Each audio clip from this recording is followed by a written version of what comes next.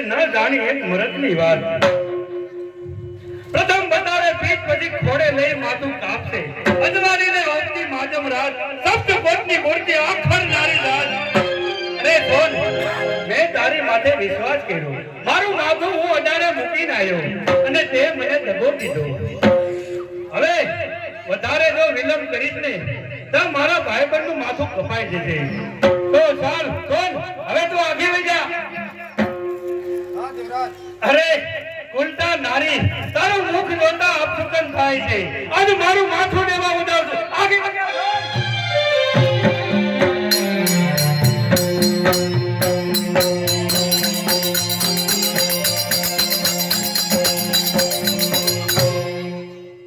ખરેખર સૂરજ ઉગતાની સાથે ભાભી સરકારની તલવારથી દેવરાજનું મસ્તક ઠોકરે ઉઠશે તો હવે મારે જીવીને શું કરવું સાલ હું પણ આપઘાત કરું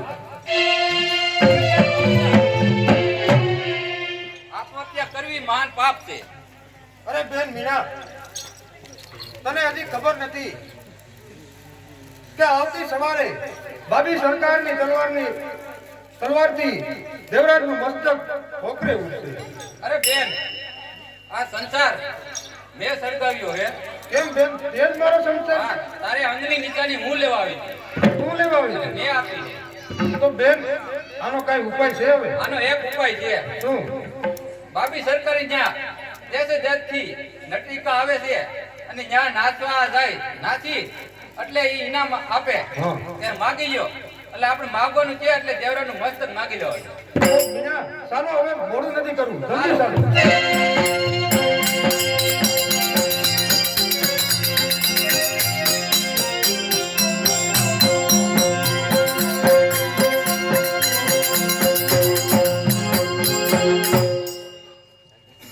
વજીર હજી દેવરાજ આવ્યો નથી એના કેવા પ્રમાણે સમય પૂરો થઈ ગયો છે.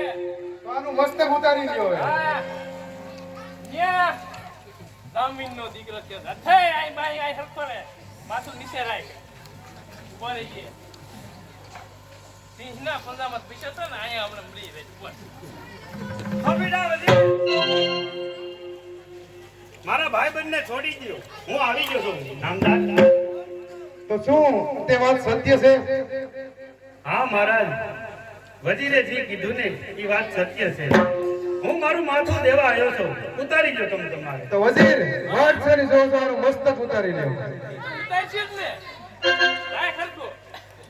અરે વજીર કભી જાઓ આજે આપણા દાદુની તિથિ છે માટે આનું મસ્તક આપણે કાલ ઉતારી લેશું 3 દી પછી તો. હા 3 દી પછી રાખો 3 દી મોજ કરો.